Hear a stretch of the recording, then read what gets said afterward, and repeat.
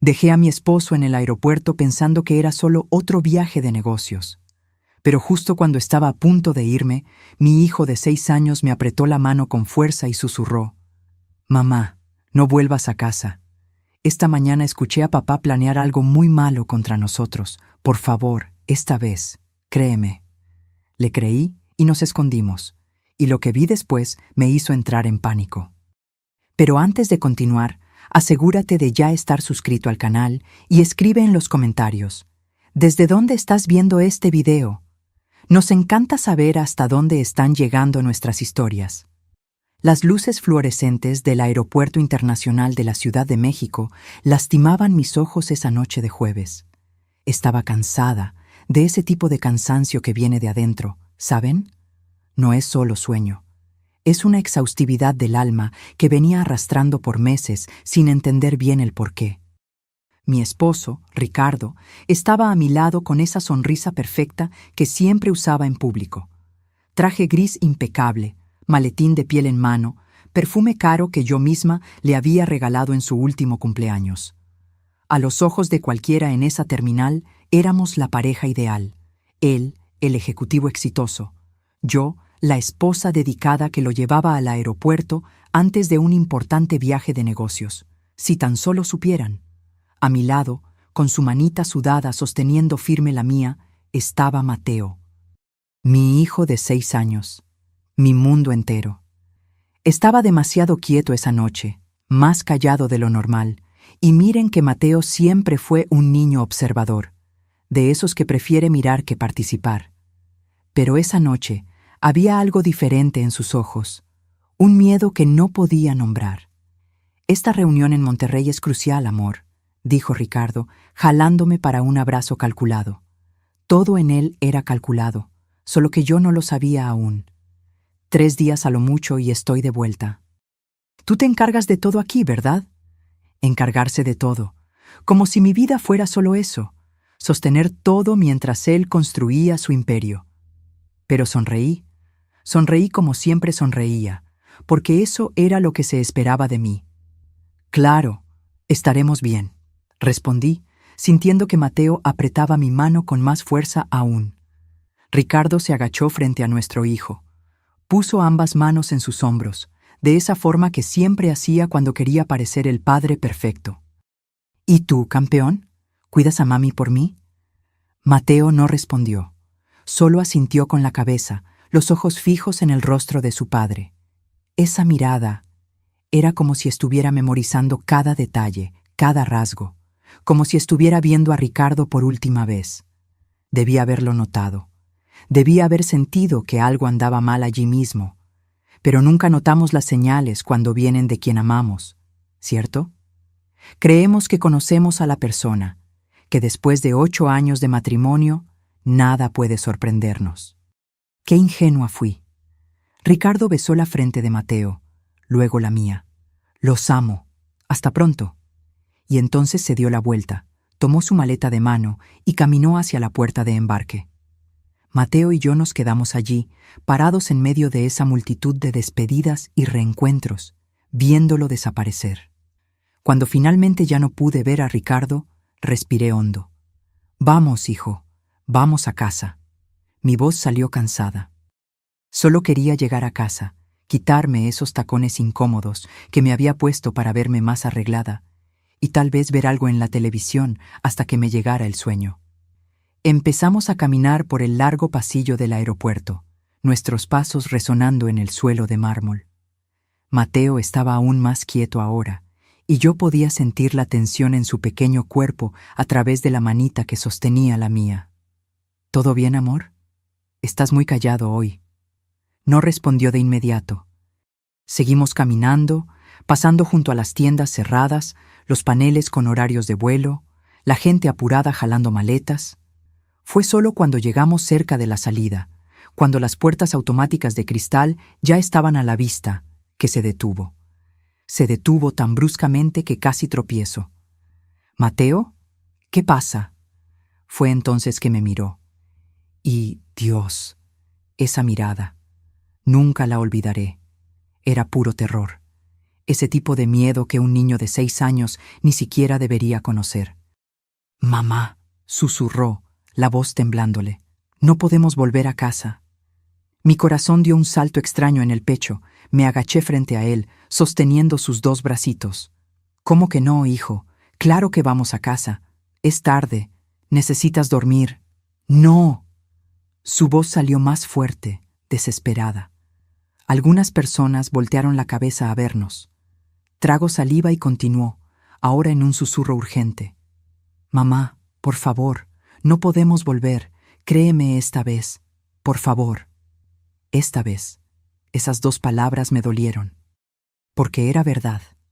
Semanas atrás, Mateo me había contado que vio un coche extraño parado frente a nuestra casa. El mismo coche, 3 noches seguidas. Le dije que era coincidencia. Días después, juró que había oído a papá hablando bajito en la oficina sobre resolver el problema de una vez. Le dije que eran asuntos de trabajo, que no debía escuchar conversaciones de adultos. No le creí, y ahora él estaba suplicándome, con lágrimas comenzando a formarse en esos ojitos cafés. Esta vez, créeme. «Mateo, explícame, ¿qué está pasando?» Mi voz salió más firme de lo que me sentía por dentro. Él miró a su alrededor, como si tuviera miedo de que alguien pudiera oírlo. Luego me jaló del brazo, haciéndome inclinarme aún más cerca de él, y susurró a mi oído. «Esta mañana, muy temprano, me desperté antes que todos. Fui por agua y escuché a papá en su oficina. Estaba en el teléfono. Mamá dijo que esta noche, cuando estuviéramos durmiendo, iba a pasar algo malo. Que él necesitaba estar lejos cuando sucediera. Que nosotros ya no íbamos a estar en su camino». Mi sangre se congeló. «Mateo, ¿estás seguro? ¿Estás seguro de lo que oíste?» Asintió con la cabeza, desesperado. Dijo que había gente que iba a encargarse de eso. Dijo que finalmente iba a ser libre. Mamá, su voz, no era la voz de papá, era diferente, aterradora. Mi primer instinto fue negarlo. Decir que era imaginación, que él había entendido mal, que Ricardo jamás. Pero entonces recordé cosas. Pequeñas cosas que había ignorado. Ricardo aumentando el seguro de vida hace 3 meses, diciendo que era solo una precaución. Ricardo insistiendo en que yo pusiera todo, la casa en Guadalajara, el coche, incluso la cuenta conjunta, solo a su nombre. «Facilita los impuestos, amor». Ricardo enojándose cuando mencioné que quería volver a trabajar. «No es necesario, yo me encargo de todo». Las llamadas extrañas que contestaba encerrado en la oficina. Los viajes cada vez más frecuentes. Y esa conversación que escuché sin querer, 2 semanas atrás, cuando pensé que estaba dormido. Murmuraba al teléfono. «Sí, sé el riesgo, pero no hay otra manera. Tiene que parecer accidental». En ese momento me convencí de que era sobre trabajo, sobre algún negocio arriesgado. Pero, ¿y si no lo era? Miré a Mateo, a ese rostro aterrorizado, a las lágrimas que rodaban, a las manitas temblorosas, y tomé la decisión más importante de mi vida. «Está bien, hijo, te creo». El alivio que pasó por su rostro fue instantáneo, pero duró poco. «Entonces, ¿qué vamos a hacer?» Buena pregunta. Mi cerebro estaba acelerado. Si Mateo estaba en lo cierto, y cada célula de mi cuerpo estaba empezando a gritar que lo estaba, volver a casa era una sentencia de muerte. Pero, ¿a dónde ir? ¿A casa de quién? Todos nuestros amigos eran amigos de Ricardo también. Mi familia vivía en otro estado. ¿Y si me equivocaba? ¿Si era todo un terrible malentendido? Pero, ¿y si no lo era? «Vamos al coche», decidí. «Pero no vamos a ir a casa, vamos a vigilar, de lejos, solo para estar seguras. ¿De acuerdo?» Mateo asintió con la cabeza. Tomé su mano nuevamente y caminamos hacia el estacionamiento. Mi corazón latía tan fuerte que podía escuchar la sangre pulsando en mis oídos. Cada paso parecía pesar 1 tonelada. El aire frío de la noche me golpeó al salir del aeropuerto. El estacionamiento estaba poco iluminado, con solo algunos coches dispersos. El nuestro estaba en una esquina, un sedán plateado que Ricardo se había empeñado en comprar el año pasado. Un coche seguro para mi familia, dijo. Seguro. Qué broma amarga. Abrimos el coche y entramos. Le puse el cinturón a Mateo, luego el mío. Mis manos temblaban tanto que me tomó 3 intentos encender el motor. ¿Mamá? La voz de Mateo era pequeña en el asiento trasero. ¿Sí, mi amor? Gracias por creerme. Miré por el retrovisor. Estaba encogido en el asiento, abrazando la mochila de dinosaurios que llevaba a todas partes. Siempre te voy a creer, hijo, siempre. Y en ese momento me di cuenta de que debía haber dicho eso antes. Debía haberlo escuchado desde el principio. Conduje en silencio. No fui directo a casa. Tomé un camino alternativo, una calle paralela que daba vista a nuestra calle sin que pudiéramos ser vistos fácilmente. Encontré un lugar oscuro, entre 2 árboles grandes, y me estacioné. Desde allí podíamos ver nuestra casa en Guadalajara. Todo parecía normal. Las luces del poste iluminaban la acera, nuestro jardín bien cuidado, la terraza donde Ricardo y yo tomábamos café los domingos, la ventana del cuarto de Mateo, con las cortinas de Batman que él había elegido. Casa, nuestro hogar, o al menos eso era lo que yo pensaba. Apagué el motor y las luces del coche. Oscuridad total. Silencio total, excepto por nuestra respiración. Y ahora esperamos, susurré.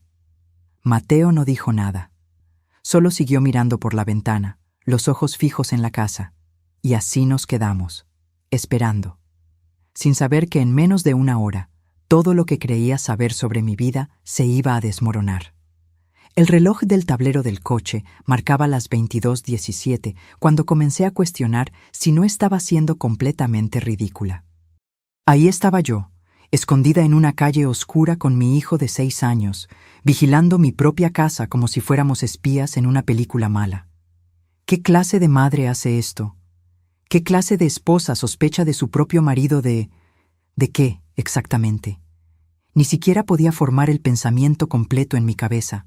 Era demasiado absurdo. Ricardo nunca me levantó la mano, nunca le gritó a Mateo. Era un padre presente, un esposo proveedor. Pero, ¿era un esposo amoroso? La pregunta surgió de la nada y me tomó desprevenida.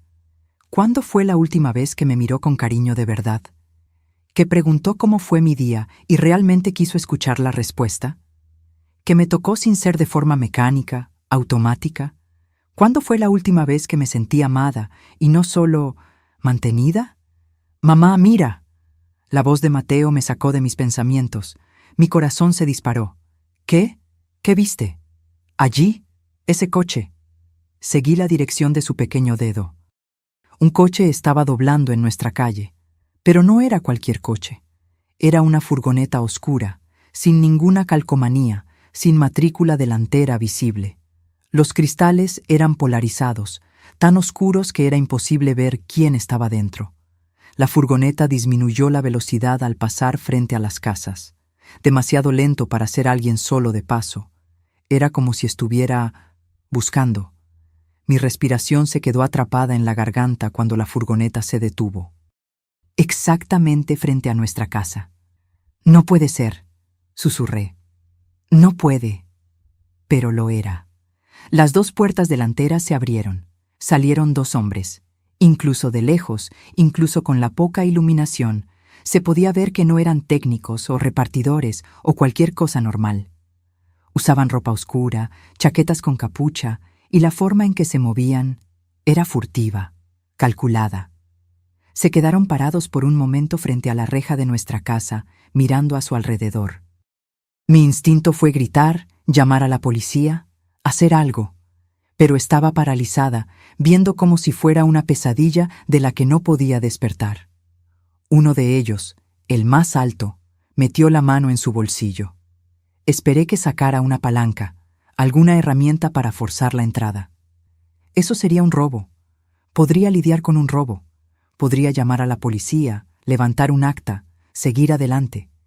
Pero lo que sacó del bolsillo hizo que mi mundo se viniera abajo. Una llave.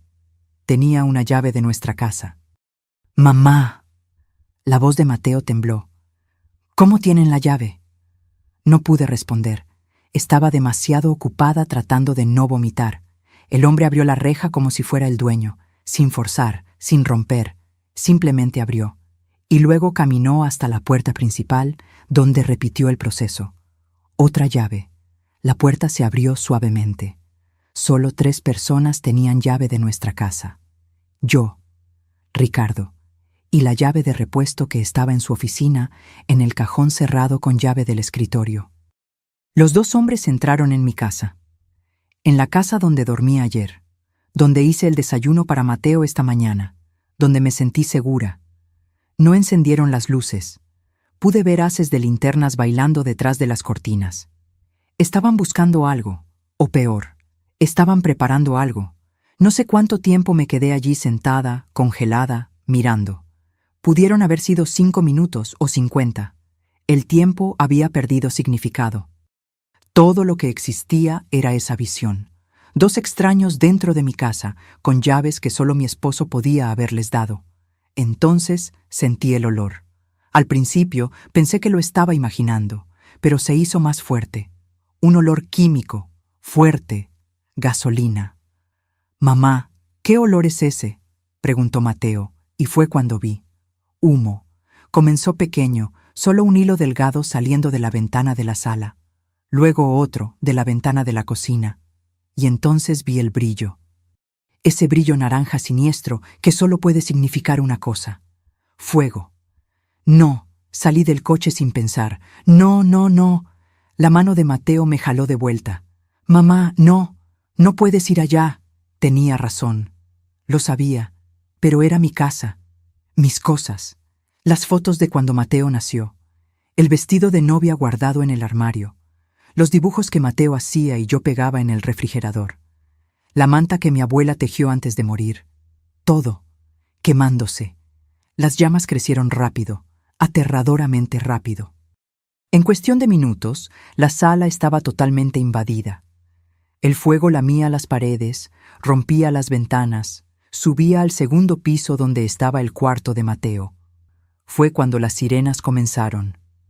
Alguien debió haber visto el humo, llamado a los bomberos. La furgoneta oscura salió a toda prisa, sin encender las luces, desapareciendo en la esquina segundos antes de que apareciera el primer camión de bomberos. Yo estaba temblando tanto que apenas podía mantenerme en pie. Mateo me abrazaba por detrás, su carita hundida en mi espalda sollozando. «Mateo tenía razón», murmuré. «Tuviste razón, hijo. Tuviste razón. Si hubiéramos vuelto a casa, si no le hubiera creído, estaríamos allí dentro ahora, durmiendo, sin saber, y esos hombres habrían... No pude completar el pensamiento. Mis piernas cedieron y caí de rodillas allí mismo, en medio de la calle oscura, viendo mi vida convertirse en cenizas. Mi celular vibró en mi bolsillo. Con las manos temblorosas, lo tomé. Era un mensaje, de Ricardo. «Amor, acabo de aterrizar. Espero que tú y Mateo estén durmiendo bien. Los amo. Hasta pronto». Leí el mensaje 1 vez, 2, 3. Cada palabra era un cuchillo. Cada emoji de corazón era veneno. Él lo sabía. Claro que lo sabía. Estaba en otro estado, construyendo su coartada perfecta, mientras contrataba gente para matarnos, para quemarnos vivos mientras dormíamos, y luego regresaría como el esposo devastado, el padre de luto. Lloraría en el velorio, recibiría las condolencias, y se quedaría con todo, el seguro de vida, la casa, o lo que quedara de ella, la cuenta bancaria. Libre. Eso fue lo que Mateo le oyó decir en el teléfono. Finalmente voy a ser libre, libre de mí, libre de su hijo. La náusea vino con fuerza. Me di la vuelta y vomité allí mismo en la acera. Todo lo que tenía en el estómago salió, junto con cualquier ilusión que aún me quedaba sobre mi matrimonio. Cuando finalmente pude parar, me limpié la boca con la manga de mi blusa y miré a Mateo. Estaba sentado en la acera, abrazando sus rodillas, mirando la casa arder. Las lágrimas rodaban por su carita, pero ya no sollozaba, solo miraba. Un niño de 6 años no debería tener esa expresión. esa comprensión terrible y prematura de que personas que deberían amarte pueden querer hacerte daño. Me senté a su lado y lo jalé hacia un abrazo apretado. «Lo siento», susurré en su cabecita. «Lo siento por no haberte creído antes. Lo siento por todo». Él se agarró a mí como si yo fuera lo único sólido en un mundo que se había volteado de cabeza. Y tal vez lo era. «¿Qué vamos a hacer ahora, mamá?», era la pregunta del millón, ¿no? ¿Qué haces cuando descubres que el hombre que prometió amarte y protegerte en realidad quiere verte muerta? No podíamos volver a casa. Ni siquiera existía ya una casa a la que volver. No podíamos ir a la policía. Ricardo tenía una coartada de hierro y éramos solo yo y la palabra de un niño de 6 años contra la suya. No podíamos ir con amigos o familia. Todos pensarían que estaba loca, en shock por el incendio, inventando cosas. ¿Y Ricardo? Ricardo estaba libre, volando de vuelta en ese mismo momento, probablemente practicando la expresión de shock y tristeza que iba a usar cuando descubriera la tragedia. Necesitábamos ayuda de alguien que Ricardo no conociera. Alguien que pudiera entender. Alguien que supiera cómo lidiar con... ¿Con qué? ¿Intento de homicidio? ¿Conspiración para matar? Fue entonces que recordé. Mi papá, antes de morir hace 2 años, me había dado una tarjeta. Estaba en un día difícil, justo después de su diagnóstico de cáncer. Me llamó al cuarto del hospital, tomó mi mano y dijo: «Marina, no confío en ese marido tuyo, nunca confié. Si un día necesitas ayuda, ayuda de verdad, busca a esta persona». La tarjeta tenía un nombre, Lic. Jimena Hernández, abogada, y un número de teléfono. En ese momento me ofendí. ¿Cómo podía mi papá no confiar en Ricardo? Ricardo, que era tan atento con él, que lo visitaba en el hospital, que pagaba a los mejores doctores. Pero ahora entendía. Mi padre vio algo que yo me negué a ver, y me dejó una salida. Tomé el celular nuevamente. La batería estaba al 23%. Necesitaba tomar una decisión rápido. «Mateo, ¿recuerdas aquella tarjeta que el abuelo me dio? ¿La que guardé en la cartera?» Él asintió con la cabeza. «Voy a llamar a la persona que está en ella. Ella nos va a ayudar». Al menos eso esperaba. Con dedos temblorosos marqué el número. 3 timbres. 4. Iba a caer al buzón de voz cuando una voz femenina, ronca pero firme, contestó. «¿Aló? Lic, ¿Jimena? Mi nombre es Marina, Marina Olvera. Usted no me conoce, pero mi padre era Roberto Olvera. Él me dio su número. Yo necesito mucha ayuda». Hubo una pausa. Luego: «Marina, Roberto me habló de ti. ¿Dónde estás?» Mi casa acaba de incendiarse. Estoy en la calle con mi hijo, y mi esposo intentó matarnos». Otra pausa, más larga. Cuando volvió a hablar, la voz estaba diferente, más urgente. «¿Estás a salvo ahora? ¿Puedes conducir?» «Sí». «Entonces anota esta dirección. La oficina de la LIC». Jimena quedaba en un edificio antiguo en el centro de Puebla, el tipo de lugar que pasas de largo sin notarlo. No tenía un letrero llamativo, solo un pequeño cartel descolorido. J. Hernández, Asesoría Legal. Eran casi las 12 de la noche cuando me estacioné enfrente. La calle estaba desierta, solo algunos postes funcionando. Mateo se había dormido en el asiento trasero durante el trayecto, exhausto de tanto llorar. Tuve que cargarlo en brazos. Antes de que tocara el timbre, la puerta se abrió. Una mujer estaba allí. Debía tener unos 60 años, cabello canoso recogido en un moño, lentes colgados de una cadenita. Usaba una blusa sencilla y pantalones de mezclilla, como si la hubieran despertado, pero sus ojos estaban alertas, analizando cada detalle mío y de Mateo. «¿Marina?» «Sí». «Pasa, rápido». Obedecí. Ella cerró la puerta detrás de nosotros con 3 cerraduras diferentes. La oficina olía a libros viejos y café fuerte. Había pilas de expedientes por todas partes, archivos antiguos, una mesa llena de papeles. «Pon al niño en el sofá de allá indicó. Hay una manta en la silla. Acosté a Mateo con cuidado, lo cubrí. Seguía durmiendo, su carita aún marcada por las lágrimas. ¿Café?, ofreció. Iba a rehusar, pero ella ya estaba sirviendo 2 tazas. Me entregó una y señaló la silla frente a su escritorio. Siéntate y cuéntame todo, desde el principio, sin omitir nada. Y le conté.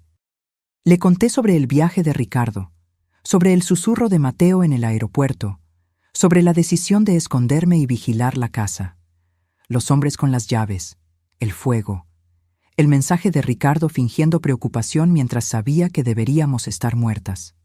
La LIC. Jimena no me interrumpió una sola vez.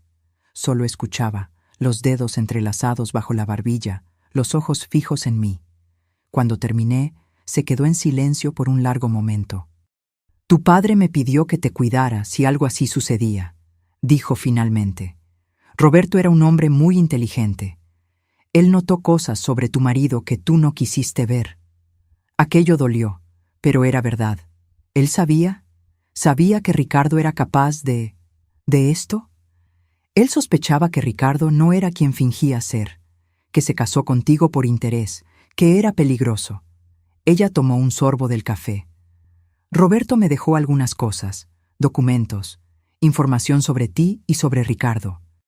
Pensé que nunca necesitaría usarlas, pero... Se levantó y fue a un armario cerrado con llave. Sacó una carpeta gruesa y regresó, poniéndola sobre la mesa entre nosotras. Tu padre contrató a un investigador privado hace 3 años, discretamente, para revisar los negocios de Ricardo. Mi corazón se encogió. ¿Y qué encontraron? Deudas, muchas deudas, de juego principalmente. Tu marido tiene un problema serio, Marina. Le debe a prestamistas, a casinos ilegales, a gente muy peligrosa. Abrió la carpeta, mostrando extractos bancarios, fotos, reportes. Sus negocios han estado en quiebra por 2 años. Ha estado usando el dinero de la herencia que dejó tu madre para tapar los hoyos, pero ya se acabó casi todo. Sentí como si me hubieran dado un golpe en el estómago. La herencia de mi madre, 300,000 pesos que ella me dejó, que puse en una cuenta conjunta porque éramos casados, amor, lo mío es tuyo. ¿Él gastó todo? Hasta el último centavo. Pasó una página. Y ahora los prestamistas están cobrando. Con intereses. Ricardo debe casi 1,000,000 de pesos. La gente así no negocia, Marina. O paga o... No necesitaba completar la frase. Pero yo no tengo ese dinero. No lo tenemos. Entonces, ¿por qué él? Seguro de vida, dijo simplemente. Tienes un seguro de vida de 2 millones. Tu padre insistió en eso cuando te casaste, ¿recuerdas? Dijo que era importante para protegerte a ti y a un futuro nieto. Lo recordaba. Recordaba a Ricardo pensando que era exagerado en ese momento, pero aceptando. Nunca cuestioné, nunca pensé. Y si yo muriera en un accidente, continué el razonamiento, sintiendo bilis subir a mi garganta. Ricardo recibiría los 2 millones, pagaba las deudas, quedaba libre. Exactamente. La LIC. Jimena cerró la carpeta. Y un incendio es el tipo perfecto de accidente. Difícil de probar que fue provocado, difícil de rastrear. Y él tiene la coartada perfecta. Estaba en otro estado cuando sucedió. Pero yo no morí, y Mateo tampoco. Y él aún no lo sabe. La forma en que dijo aquello hizo que algo hiciera clic en mi cabeza. Está sugiriendo que lo dejes pensar que el plan funcionó. Por ahora. Se inclinó hacia adelante. Marina, si apareces ahora, será su palabra contra la tuya. ¿Tienes pruebas? ¿Testigos? ¿Algo más que la historia de un niño de 6 años que pudo haber entendido mal una conversación? No tenía nada, solo la certeza en mi corazón y el miedo en los ojos de mi hijo. Pero, ¿y los hombres que incendiaron la casa? ¿La policía no va a investigar? Lo harán, y concluirán que fue un accidente, un cortocircuito, una fuga de gas, cualquier cosa. Esos hombres son profesionales, Marina. No dejan rastros. Suspiró. Ricardo planeó esto muy bien. El único fallo en su plan fue que Mateo escuchó, y que yo le creí. Exactamente. Miré a mi hijo durmiendo en el sofá, tan pequeño, tan inocente, y aún así había salvado nuestras vidas. Entonces, ¿qué hago? No puedo simplemente desaparecer. Mis documentos, mi identificación, todo se quemó en la casa. No tengo dinero, no tengo a dónde ir. «¿Me tienes a mí?», dijo la LIC, Jimena. «Y tienes algo que Ricardo no sabe que tienes». «¿Qué?». Ella sonrió. Una sonrisa fría que me hizo ver por qué mi padre confiaba en ella. La verdad, y tiempo para probarla. Ricardo regresará mañana, fingirá estar devastado, hará teatro para la policía y los vecinos, buscará los cuerpos, y cuando no los encuentre, sabrá que algo salió mal. Sí, pero para entonces nosotras ya estaremos 10 pasos adelante.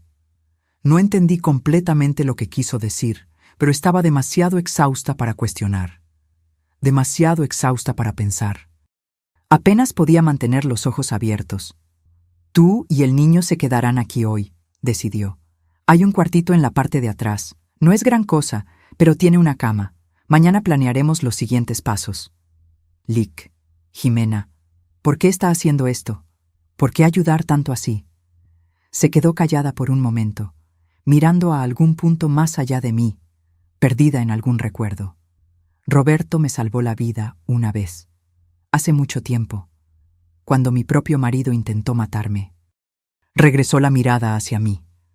«Sé exactamente lo que estás sintiendo ahora, Marina. El shock, la traición, el miedo. Y le prometí a tu padre que si me necesitabas, aquí estaría. Es una deuda que tengo el placer de pagar». Me tragué las lágrimas que amenazaban con caer. «Gracias. No me agradezcas aún. El juego acaba de comenzar». Dormí por tal vez 3 horas, pero parecieron 3 minutos. Desperté con Mateo sacudiéndome, asustado, preguntando dónde estábamos. Me tomó algunos segundos recordar, y cuando recordé, la realidad cayó sobre mí como un balde de agua fría. Mi marido intentó matarme. No importaba cuántas veces me repitiera eso en la cabeza. Seguía pareciendo irreal, surrealista, como si fuera una pesadilla de la que iba a despertar en cualquier momento. Pero no lo era, y las noticias de la mañana lo probaron. La LIC. Jimena golpeó la puerta del cuartito a las 7. «Enciendan la televisión. Canal 5. Ahí estaba. Incendio destruye casa en fraccionamiento de lujo, destino de la familia aún desconocido. Mostraban la casa, o lo que quedaba de ella. Solo paredes negras y escombros humeantes. Bomberos aún trabajando, separando restos. Y entonces lo mostraron a él, Ricardo, bajando de un taxi en medio de la confusión, con una expresión que yo reconocía, la que usaba cuando ensayaba discursos importantes frente al espejo. Preocupación calculada, horror medido. Mi esposa, mi hijo, por el amor de Dios, que alguien me diga que no estaban ahí dentro, gritaba a la cámara, a los policías, a quien quisiera escuchar. El reportero explicaba que él estaba viajando por trabajo, que acababa de aterrizar y había venido directo al lugar. Un esposo desesperado buscando a su familia desaparecida narraba con esa voz grave de noticiero. Sentí a Mateo encogerse a mi lado. «Está mintiendo», susurró mi hijo. «Está fingiendo que le importa». Y lo estaba. Se podía ver si mirabas con atención, la forma en que chequeaba las cámaras antes de desplomarse en lágrimas, cómo sus ojos estaban secos, incluso con las manos cubriendo su rostro. Cómo preguntaba a los bomberos: «¿Ya encontraron los cuerpos?», con una urgencia que no era de quien tiene esperanza, era de quien necesita confirmación. Quería asegurarse de que estábamos muertas. La LIC. Jimena apagó la televisión. Buscará los cuerpos todo el día. Cuando no los encuentre, empezará a sospechar. Tenemos tal vez 24 horas antes de que se dé cuenta de que escaparon. ¿Y luego? Luego entrará en pánico, y la gente en pánico comete errores. Se sentó en la orilla de la cama. «Marina, necesito que me digas, ¿conoces la combinación de la caja fuerte que Ricardo tiene en la oficina?». Pensé por un momento. La conozco. Es su fecha de nacimiento. Demasiado obvio, pero sirve. ¿Guarda documentos importantes allí? Creo que sí. Nunca puse mucha atención. Necesitamos esos documentos. Especialmente si es lo suficientemente estúpido como para haber guardado algo que lo conecte a los hombres que contrató. ¿Pero cómo? La casa está rodeada de policía ahora. Lo estará por algunas horas, pero de noche, cuando se vaya al hotel, porque no querrá dormir en una casa quemada. ¿Podemos entrar? La miré como si estuviera loca. ¿Quiere que yo me meta en mi propia casa?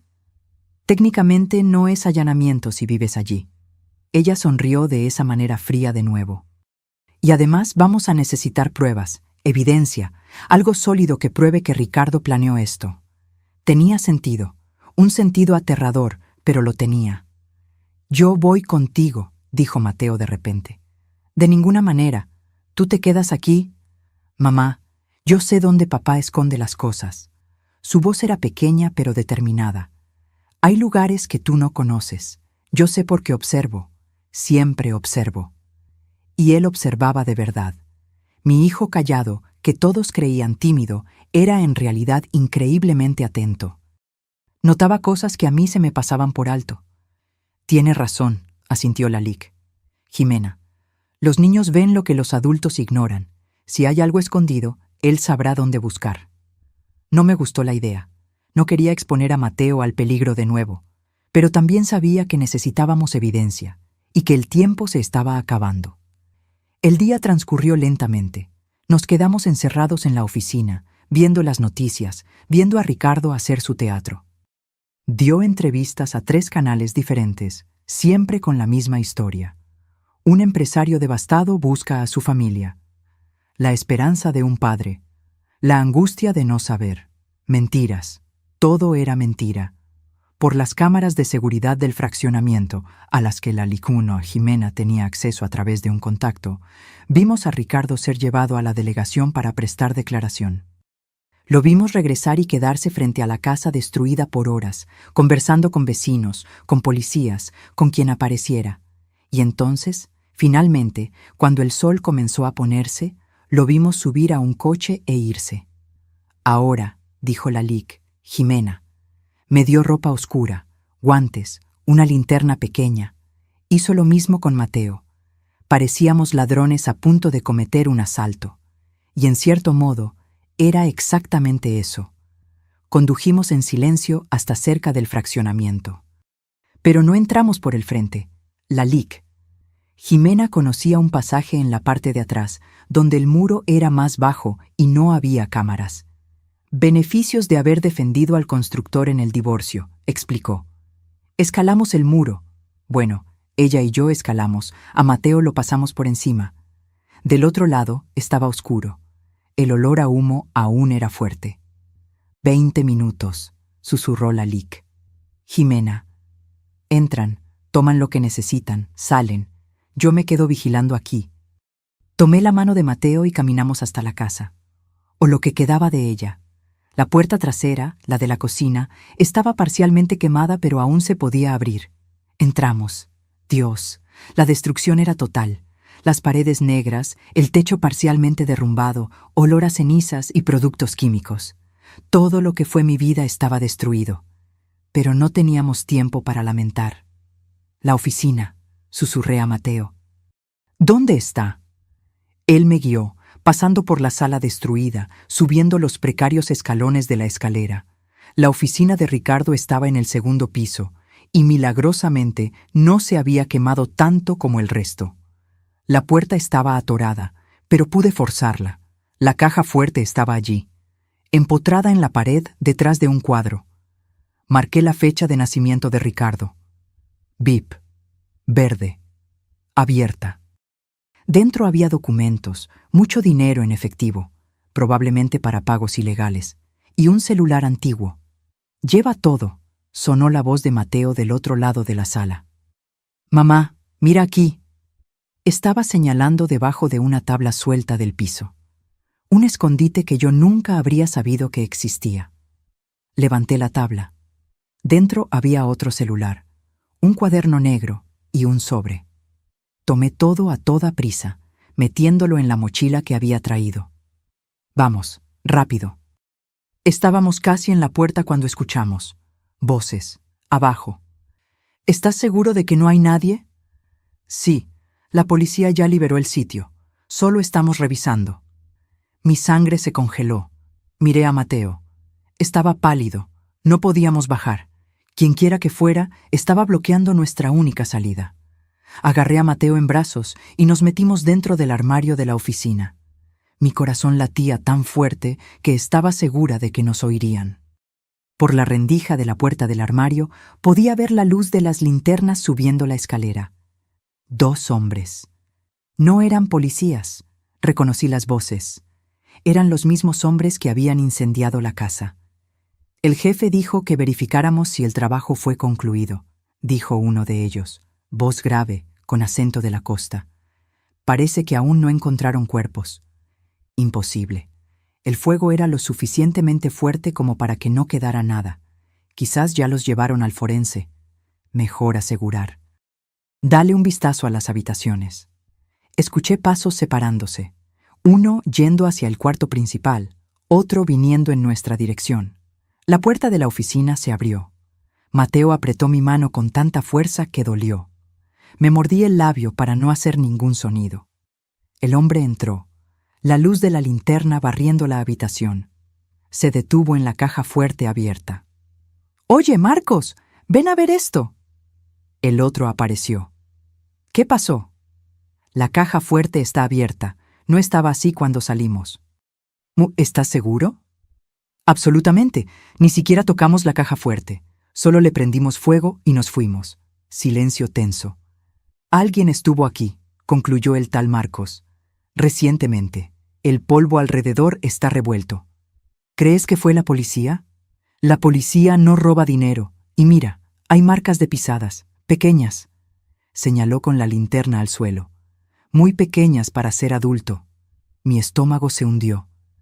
«Niño», dijo el primer hombre lentamente. «¿Crees que...?» «Creo que tenemos un problema». Marcos sacó un celular de su bolsillo. «Voy a llamar al jefe. Necesita saberlo». No podía permitirlo. Si llamaba a Ricardo, si le contaba que alguien había estado allí, que posiblemente éramos nosotras. ¿Pero qué podía hacer? Estaba encerrada en un armario con mi hijo de 6 años, desarmada, sin salida. Fue entonces que escuché el grito. Vino de afuera. Un grito femenino, fuerte, de pavor. ¿Qué carajos fue eso? Marcos disparó escaleras abajo. El otro hombre fue detrás. No perdí tiempo. Tomé a Mateo en brazos y corrí. Bajé la escalera tan rápido que casi tropiezo. La puerta trasera estaba abierta. Debieron haber entrado por allí. Salimos. Corrimos al muro. La LIC. Jimena estaba allí, jadeando.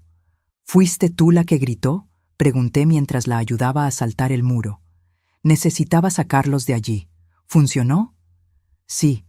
Le mostré la mochila. Tomé todo. Corrimos a su coche estacionado 2 cuadras más adelante. Solo cuando estábamos dentro, puertas cerradas, motor encendido y alejándonos, pude respirar. Esos hombres vieron que alguien tocó la caja fuerte, dije. Se lo contarán a Ricardo. Excelente. La miré como si estuviera loca. ¿Cómo que excelente? Ahora él sabrá que estás viva. Sabrá que tienes las pruebas. Entrará en pánico. Ella sonrió mientras conducía. Y la gente en pánico comete burradas. No sé si estaba de acuerdo con su lógica, pero estaba demasiado exhausta para discutir. De vuelta en la oficina, vaciamos la mochila sobre el escritorio. Documentos, celulares, dinero, el cuaderno negro, la LIC. Jimena tomó el cuaderno primero. Lo abrió. Comenzó a leer. Y cuanto más leía, más amplia se volvía su sonrisa. «Bingo», murmuró. «¿Qué es? ¿Tu marido es meticuloso o era tonto?» «Probablemente ambos». Giró el cuaderno hacia mí. «Mira esto. Fechas, montos, nombres». Documentó cada centavo que pidió prestado, de quién y cuándo tenía que pagar. Incluso tiene anotaciones sobre conversaciones con los prestamistas. Hojeé las páginas. Todo estaba allí, cada deuda, cada amenaza que recibió. Y luego, en las últimas páginas, «Solución final», leí en voz alta. Seguro de vida de Marina, $2,000. El accidente tiene que parecer natural. Contacto, Marcos.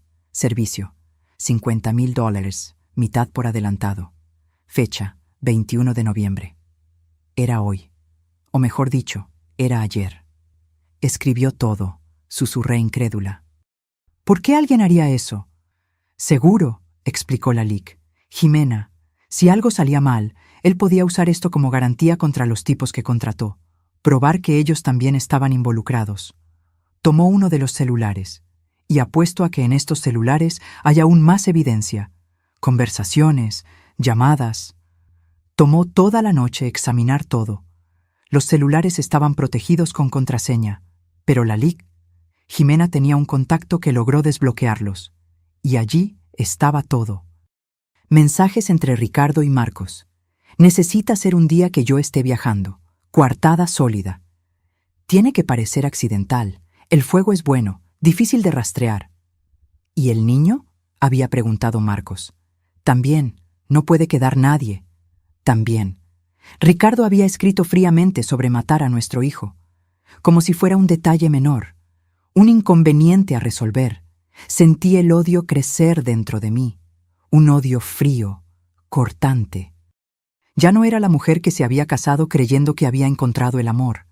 Era una madre protegiendo a su hijo, y las madres son peligrosas cuando sus hijos están amenazados. ¿Esto es suficiente para arrestarlo?, pregunté. Suficiente para arrestar, condenar y tirar la llave, confirmó Lalique. Jimena. Pero necesitamos hacerlo bien. Si entregamos esto a la policía equivocada, Ricardo tiene suficiente dinero y conexiones para hacerlo desaparecer. O peor, para hacerlas desaparecer a ustedes. Entonces, ¿qué hacemos? Ella pensó por un momento. Conozco un delegado, honesto, incorruptible, de la División de Homicidios. Si le presentamos el caso a él, con todas estas pruebas, Ricardo no tiene a dónde correr. ¿Cuándo?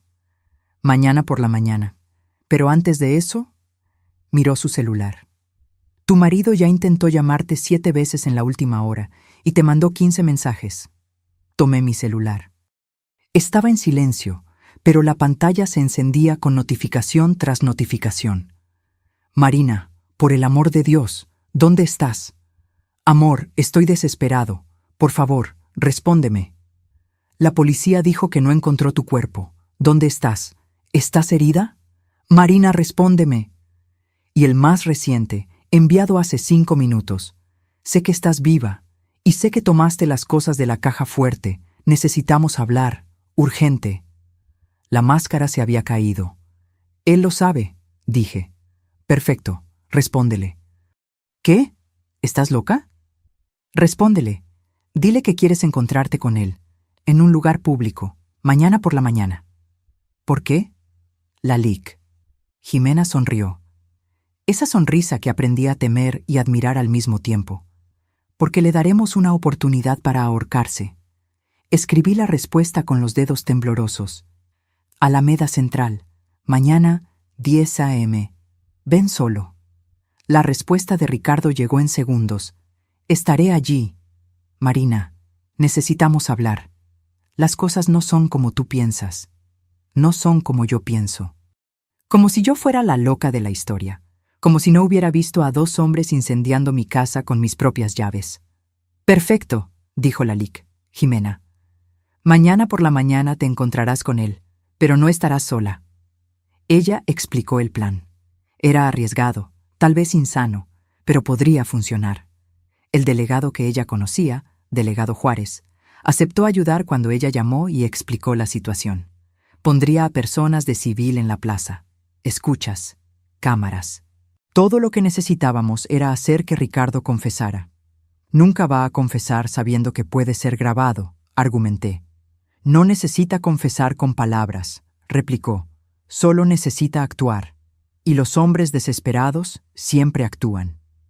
Esa noche no pude dormir. Me quedaba imaginando el encuentro. Lo que diría. Cómo miraría a los ojos del hombre que intentó matarme y fingiría normalidad. Mateo dormía a mi lado, finalmente en paz después de días de terror. Al menos uno de nosotros podía descansar. A las 9:30 de la mañana siguiente, estábamos posicionadas. Yo sentada en una banca de la Alameda Central, con un abrigo con micrófono incorporado. Mateo seguro en la oficina con la LIC. Jimena, viendo todo por cámaras que la policía instaló. El delegado Juárez y su equipo esparcidos por la plaza, disfrazados de indigentes, vendedores ambulantes, personas paseando a su perro. Y entonces vi a Ricardo. Apareció puntualmente a las 10 a.m. Usaba ropa arrugada, probablemente la misma de ayer, ojeras profundas, barba sin afeitar. Por primera vez desde que lo conocí, parecía humano, vulnerable. Pero yo sabía la verdad, me vio y prácticamente corrió. «Marina, gracias a Dios estás bien». Intentó abrazarme. Retrocedí. «No me toques». La máscara se deslizó por un segundo. Vi rabia en sus ojos antes de volver a expresar preocupación. «Amor, sé que estás asustada, pero tienes que escucharme». ¿Escucharte? ¿Escucharte decir qué, Ricardo? ¿Que fue todo un error? ¿Que los hombres que incendiaron nuestra casa con nuestras llaves eran solo ladrones? Parpadeó, calculando. ¿Tú viste? Vi todo. Estaba allí. Mateo y yo. Vimos todo. Se puso pálido. Miró a su alrededor, nervioso. «Aquí no. Vamos a un lugar privado». «No voy a ir a ningún lado contigo». Mantuve la voz firme, aunque mi corazón estuviera disparado. «Habla aquí, ahora. ¿Por qué intentaste matarme?» «Yo no... No fue así». Se pasó la mano por el cabello. «Marina, no entiendes. Estoy en problemas. Debo mucho dinero a gente muy peligrosa. Te amenazaron a Mateo». «¿Entonces decidiste matarnos antes? ¿Qué lógica es esa?» «No. Iba a sacarlas del país. Con el dinero del seguro podíamos empezar de nuevo en otro lugar, lejos de esos tipos». Era una mentira tan descarada que casi me río. «¿Estás hablando del seguro que solo pagas si yo muero?» Se congeló. Se dio cuenta del error. «Marina». Cambió la táctica. La voz se volvió amenazadora. «Tomaste cosas de mi caja fuerte. Necesito que me las devuelvas. Ahora». ¿El cuaderno negro? ¿La evidencia de que planeaste todo? No entiendes lo que estás haciendo. Si le entregas eso a la policía, caigo. Y si caigo, los tipos a los que les debo irán tras de ti. De cualquier manera, no estás a salvo. Pero al menos no serás tú intentando matarme. La rabia finalmente explotó. Siempre fuiste tan ingenua.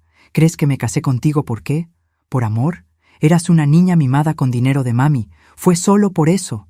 Dolió. Aún sabiendo que era verdad, dolió escucharlo. ¿Y Mateo? ¿Nuestro hijo también era solo por interés? El mocoso. Escupió las palabras. Siempre fue extraño, demasiado callado, observando todo, niño raro. Y allí estaba, el odio verdadero. No era solo por dinero, realmente nos despreciaba. Fue cuando escuché, proveniente del audífono en mi oído: «Ya tenemos suficiente, equipo, pueden ir». De repente, los indigentes se levantaron. Los vendedores soltaron sus puestos. Todos convergieron hacia Ricardo con distintivos en mano. «Ricardo Fuentes, queda usted detenido». Su rostro pasó por 5 emociones en 3 segundos. Shock, confusión, rabia, miedo y finalmente, aceptación. Había perdido. Pero antes de que pudieran esposarlo, hizo algo que nadie esperaba. Corrió. Disparó por la plaza, derribando personas, saltando bancas. La policía fue tras él, pero tenía ventaja, y corría en mi dirección. No tuve tiempo de reaccionar. Me agarró, jaló algo de su cintura, un cuchillo, y lo presionó contra mi cuello. «¡Nadie se mueve!», gritó. Su voz estaba irreconocible. «O la mato, juro que la mato». El delegado Juárez se detuvo a 3 metros, manos levantadas. «Cálmate, Ricardo, no tienes que hacer esto». «¡Claro que tengo! Ella lo arruinó todo, todo». La hoja presionó más fuerte. Sentí un hilito de sangre escurrir. Mi cerebro entró en pánico, pero luego recordé a Mateo, a mi hijo viendo todo. No podía dejar que me viera morir. «Ricardo», dije, tratando de mantener la voz tranquila, no vas a hacer esto. No me digas lo que voy o no voy a hacer. No lo vas a hacer porque eres un cobarde. Siempre lo has sido. Volteé la cabeza un poco, mirándolo a los ojos. Los cobardes no matan mirando. Contratan a otras personas, y hasta en eso fallaste. El cuchillo tembló en su mano. Y en ese segundo de hesitación algo pasó. Un disparo, no para matar, para incapacitar. Un francotirador que yo ni siquiera había visto acertó en la mano de Ricardo. El cuchillo cayó, gritó de dolor, y en segundos estaba en el suelo, esposado, rodeado por policías. Caí de rodillas, temblando. El delegado Juárez me ayudó a levantarme. Ya está bien, terminó. Pero no parecía que hubiera terminado. Nada parecía real. Miré a Ricardo siendo arrastrado a la patrulla. Gritaba, pataleaba, amenazaba. «Esto no termina aquí, Marina. Vas a pagar, vas a pagar». Vacías. Todas sus amenazas ahora eran vacías. El juicio de Ricardo fue rápido, con todas las pruebas, el cuaderno, los celulares, las grabaciones de nuestro encuentro, la declaración de los hombres que contrató, que hicieron un acuerdo de delación. No había defensa posible. Intentaron alegar insanidad temporal. Intentaron decir que estaba siendo coaccionado por los prestamistas. Intentaron de todo. No funcionó. Ricardo fue condenado a 25 años de prisión. Intento de homicidio calificado 2 veces. Incendio provocado. Fraude. La lista era larga. Yo no fui al juicio. No quería ver su rostro nunca más, pero la LIC, Jimena sí fue. Me mandó un mensaje cuando salió la sentencia. Se hizo justicia. Justicia. La palabra parecía extraña. Porque no parecía justo que 8 años de mi vida hubieran sido una mentira. No parecía justo que mi hijo tuviera que crecer sabiendo que su propio padre quiso matarlo. Pero al menos estábamos vivas y libres. En los meses siguientes tuve que reconstruir todo. Literalmente todo. Documentos, identidad, cuenta bancaria, casa. Conseguí acceso al dinero del seguro de la casa, irónico, ya que Ricardo la había quemado para obtener otro seguro. No era mucho, pero era suficiente para empezar de nuevo. La LIC. Jimena me ayudó con todo el papeleo. Más que eso, se convirtió en una amiga, tal vez la primera amiga verdadera que tuve. Tu padre sabía que me ibas a necesitar un día, me dijo una tarde, tomando café en el nuevo apartamento que alquilé. Me hizo prometer que te cuidaría. ¿Cómo lo sabía? ¿Sobre Ricardo? Intuición de padre. Ella sonrió. O tal vez vio cosas que tú, enamorada, no quisiste ver. Pequeñas señales. La forma en que Ricardo miraba el dinero de tu familia. ¿Cómo preguntaba sobre herencias? ¿Cómo se irritaba cuando hablabas de trabajar? Tenía razón. Las señales siempre estuvieron allí. Fui yo quien eligió ignorarlas. Mateo estaba yendo a terapia. Al principio, no quería hablar sobre lo que sucedió, pero con el tiempo, poco a poco, comenzó a abrirse. La terapeuta dijo que era resiliente. Los niños son más fuertes de lo que imaginamos. Pero incluso fuerte, tenía pesadillas. Despertaba gritando, diciendo que había fuego, que no podía salir, que su papá estaba viniendo. En esas noches yo me quedaba con él. Lo abrazaba, le cantaba las canciones que le cantaba cuando era bebé, y poco a poco volvía a dormir. «¿Mamá?», me preguntó una noche, algunos meses después del juicio. «¿Todavía quieres a papá?». La pregunta me tomó desprevenida. «¿Por qué preguntas eso?». «Porque fue malo, muy malo, pero todavía es mi papá, y no sé si está mal extrañarlo a veces». Mi corazón se rompió. Lo jalé hacia un abrazo apretado. «No está mal, mi amor. Es tu papá. Y la parte de él que conocías, la parte que jugaba contigo, que te llevaba al parque, esa parte era real. O al menos tú creíste que lo era. Y no hay problema en extrañar eso. Pero intentó hacernos daño. Intentó. Y eso fue horrible e imperdonable. Pero tus sentimientos son tuyos. Puedes extrañar al papá que creías tener y aún así estar enojado por lo que hizo. Ambas cosas pueden existir juntas. Se quedó quieto por un tiempo. Luego susurró: «Yo te salvé, ¿verdad, mamá? Salvaste, me salvaste y te salvaste. Eres mi héroe, Mateo». Él sonrió, una sonrisa pequeña pero genuina, y en ese momento supe que íbamos a estar bien. No inmediatamente, no mágicamente, pero eventualmente. Comencé a trabajar de nuevo, algo que Ricardo nunca permitió. Conseguí un empleo en una ONG que ayudaba a mujeres víctimas de violencia doméstica. Parecía apropiado. Yo entendía por lo que pasaban: el miedo, la vergüenza, la sensación de que de alguna manera era culpa de ellas. Y podía decir, de corazón: no es culpa de ustedes, nunca lo fue. La LIC. Jimena me ofreció una sociedad en su despacho después de un año. «Tienes talento para esto, y pasión. Sería un desperdicio no usarlo». Acepté. Volví a estudiar. Hice un curso acelerado de Derecho. Presenté el examen de la barra de abogados. No fue fácil. A los 34 años, volver a los libros es desafiante. Pero pasé, y me convertí en abogada, especializada en derecho de familia y casos de violencia doméstica. Usé el dolor para ayudar a otras personas, y de alguna forma, eso ayudó a curar mi propio dolor. 3 años después del incendio, nos mudamos a una casa de verdad. Pequeña, sencilla, pero nuestra. Mateo eligió su propio cuarto, pintó las paredes de azul. Pero no Batman, mamá, ya crecí. Lo llenó de pósters de astronautas. «Cuando sea grande voy a ser astronauta», anunció. «O científico. Aún no decido». Me reí. «Puede ser las dos cosas». «¿En serio? ¿Se puede hacer eso?» «Se puede hacer cualquier cosa que quieras, hijo». Y yo creía en eso, porque habíamos sobrevivido a lo imposible. ¿Qué era un poco de ambición comparado con eso? De vez en cuando pensaba en Ricardo, principalmente cuando firmaba los papeles del divorcio, que él impugnó, claro, pero perdió. O cuando veía noticias sobre él en prisión. Aparentemente no se estaba adaptando bien. ¿Sentía lástima? No. ¿Rabia? A veces. Pero principalmente, nada. Se había vuelto irrelevante. Una nota a pie de página en mi historia, no el capítulo principal. La vida siguió. Mateo creció. Yo crecí con él.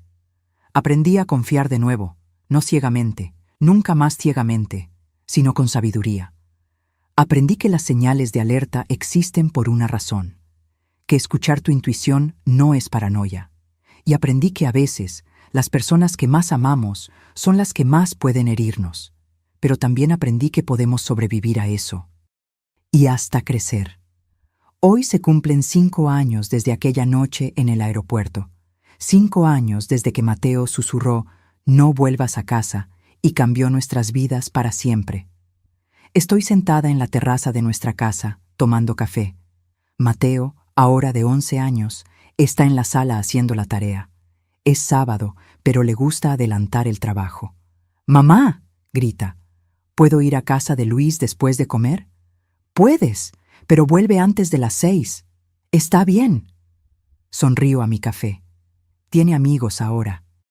Buenos amigos. Dejó de ser aquel niño callado y asustado. Sigue siendo observador. Siempre lo será. Pero también ríe, juega, vive, como todo niño debería vivir. Mi celular suena. Es la LIC. Jimena. O mejor dicho, Jimena. Dejamos las formalidades hace mucho tiempo. «Buenos días. Te levantaste temprano hoy». «Tengo noticias», dice. Puedo escuchar la sonrisa en su voz. «¿Recuerdas aquel caso que tomamos el mes pasado, Fernanda?». Recuerdo. Mujer de 40 años, marido abusivo, 3 hijos, sin dinero para salir de casa. Lo logramos. Medida de protección aprobada. Ella y los niños ya están en el refugio, a salvo. Cierro los ojos, sintiendo ese calor en el pecho. Qué bueno de verdad. Para eso hacemos esto, ¿verdad? Para estos momentos. Sí. Colgamos y me quedo allí, pensando. ¿En cuántas mujeres hemos logrado ayudar en estos años? ¿Cuántos niños salvamos? No de forma tan dramática como Mateo y yo fuimos salvadas, pero salvadas de todos modos. de relaciones tóxicas, de abusos, de situaciones sin salida. Transformamos nuestra tragedia en propósito. ¿Mamá? Mateo aparece en la puerta. ¿Puedo preguntarte algo? Siempre. Se sienta en la silla a mi lado. Está más grande ahora, creciendo demasiado rápido para mi gusto. Pronto será más alto que yo. ¿Tú eres feliz?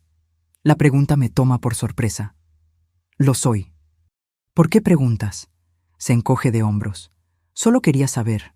Por todo lo que pasó. Pensé que tal vez te quedarías triste para siempre. Tomo su mano. Ya no es tan pequeñita como antes. Estuve triste por un tiempo, sí. Y todavía me pongo triste a veces, cuando recuerdo. Pero también soy feliz, porque te tengo a ti. Tengo un trabajo que amo. Tengo amigos de verdad. Tengo una vida que yo elegí, no que alguien eligió por mí. ¿Y a papá? ¿Ya lo perdonaste? Esa es más difícil. No sé si lo perdoné. Perdonar no significa olvidar o decir que todo está bien. Tal vez sea más dejarlo ir, ya no cargar con ese peso, y en eso sí, creo que lo logré. Él asiente procesando. Yo creo que también. No pienso mucho en él. Solo a veces, cuando recuerdo cómo era antes, pero luego recuerdo que aquello no era real, y se vuelve más fácil. ¡Qué sabiduría para un niño de 11 años! Pero Mateo nunca fue un niño común. Creció demasiado rápido, vio demasiadas cosas, pero sobrevivió. Y más que eso, floreció. Te amo mucho, ¿sabías? Le digo, abrazándolo. Yo también, mamá. Me devuelve el abrazo, luego se suelta. ¿Puedo volver a la tarea? Solo me falta matemáticas. Puedes. Vuelve adentro y yo me quedo allí, en la terraza, viendo el sol subir en el cielo. Pienso en lo extraña que es la vida. Hace 5 años estaba perdiendo todo, o creyendo que lo estaba. La casa, el matrimonio, la seguridad. Pero en realidad estaba ganando algo más importante: libertad. Libertad para ser yo misma, para tomar mis propias decisiones, para construir una vida basada en la verdad, no en mentiras bonitas. Y sí, duele. A veces todavía duele. Hay noches que despierto sudando, soñando con fuego. Hay días que veo a un hombre de lejos que se parece a Ricardo y mi corazón se acelera. El trauma no desaparece por completo. Aprendemos a vivir con él, pero también aprendemos que somos más fuertes de lo que imaginamos, que podemos sobrevivir a lo inimaginable, que podemos reconstruir a partir de las cenizas, literalmente, en mi caso. Mi teléfono vibra de nuevo, mensaje del grupo de apoyo que coordino para sobrevivientes de violencia doméstica.